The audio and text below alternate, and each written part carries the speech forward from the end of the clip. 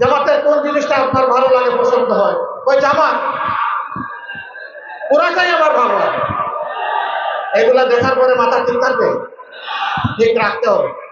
যদি গণতন্ত্রে বিশ্বাস করে থাকেন তাহলে অন্যের মতামতকে প্রাধান্য অবশ্যই দিতে হবে।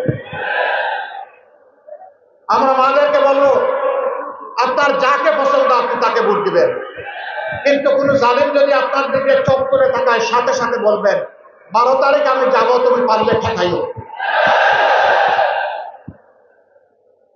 যে মায়েরা শরীফ উসমান হাদির মতো সন্তান জন্ম দেয়, আবরার ফাহাদের মতো সন্তান জন্ম দেয়, আবু সাইদের মতো সন্তান জন্ম দেয়, সেই মায়েরা আল্লাহ ছাড়া কাউকে পাত্তাই দেয়। তারা বিধির রাজ্য কায়েম করতে চায়। সম্মানিত ভাইরা, বয়কে যে জাতি ইতিমধ্যেই জয় করে ফেলেছে, এই জাতিকে হিসাব করে কথা বলবে। যদি সত্যি গণতন্ত্রের প্রতি আস্থা থাকে তাহলে নিজের কাজ নিজে করুন, অন্যটা তাকে করতে দিন। সানবিট সব দিবে সামাল। সানবিট ম্যাজিক প্রেস ডিশওয়াশিং এর মাথা ঘোরানো সলিউশন।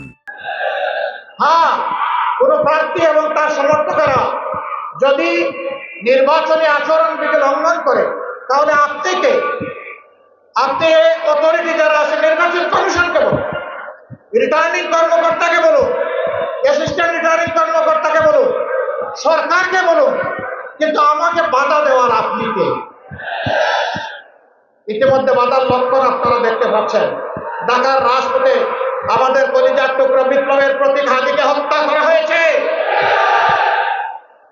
শেরপুর জেলা একটি উপজেলা জামাতের সেক্রেটারি মৌলানা রেজাউল করিমকে হত্যা করা হয়েছে নির্মমভাবে। হত্যা করে কারো গতি থামাতে পারবেন না। যেই দলের নেতারা আস্তে আস্তে ফাঁসির তক্তার উপর দাঁড়াতে থাকে তাদেরকে ভয় দেখা, ভয় আমরা আল্লাহ ছাড়া কাউকে করি না। আমরা প্রতিশ্রুতিবদ্ধ। আমরা যুবকদেরকে যুবতীদেরকে কথা দিয়েছি, আমরা মা বোনদেরকে কথা দিয়েছি, আমরা তাদের আকাঙ্ক্ষা পূরণ করার জন্য প্রয়োজনে জীবন দিব, কিন্তু হার মানব না। প্রিয় লক্ষ্মীরবাসী, আপনারা সংগ্রামী জাতি, আপনারা কারো কাছে হার মানেন নাই। এই জায়গায় এক পুলিশ, আমার লজ্জা হয় তার কথা বলতে, যেটা তার সাথে আমার একবার দেখা হয়েছিল, এরপরে আর আমি দেখা করতে চাই। আমার ভাই ডাক্তার ফয়েজ আহমদকে তার বাসার 3 তলার ছাদে নিয়ে সেখানে শারীরিক নির্যাতন করে জীবন্ত দেহটা নিচে ফেলে দিয়েছিলেন। তিনি কার ক্ষতি করেছিলেন? তিনি তো গরিবের বন্ধু ছিলেন, তিনি তো গরিবের ডাক্তার ছিলেন, তিনি তো অসহায় মানুষের অভিভাবক ছিলেন। তার উপরে এই অত্যাচার, এটা শুধু লক্ষ্মীপুরে নয়, সারা দেশে এটা হয়েছে। আমরা এই পরিবেশ আর আসতে দিব না ইনশাআল্লাহ। দেশবাসী এখন একাত্তা, চারিদিকে এখন জোয়ার শুরু হয়েছে মুক্তির পক্ষে, 13 তারিখ থেকে নতুন বাংলাদেশ দেখার পক্ষে। মহান আল্লাহর দরবারে আমরা কাতর কণ্ঠে আরজ করি, হে আল্লাহ, তুমি সেই বাংলাদেশটা আমাদেরকে দান করো।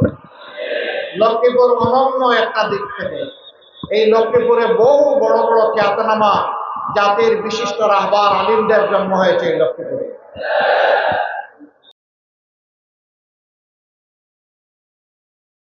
সানবিট সব দিবে সামাল। সানবিট ম্যাজিক প্রেস ডিশওয়াশিং এর মাথা ঘোরানো সলিউশন।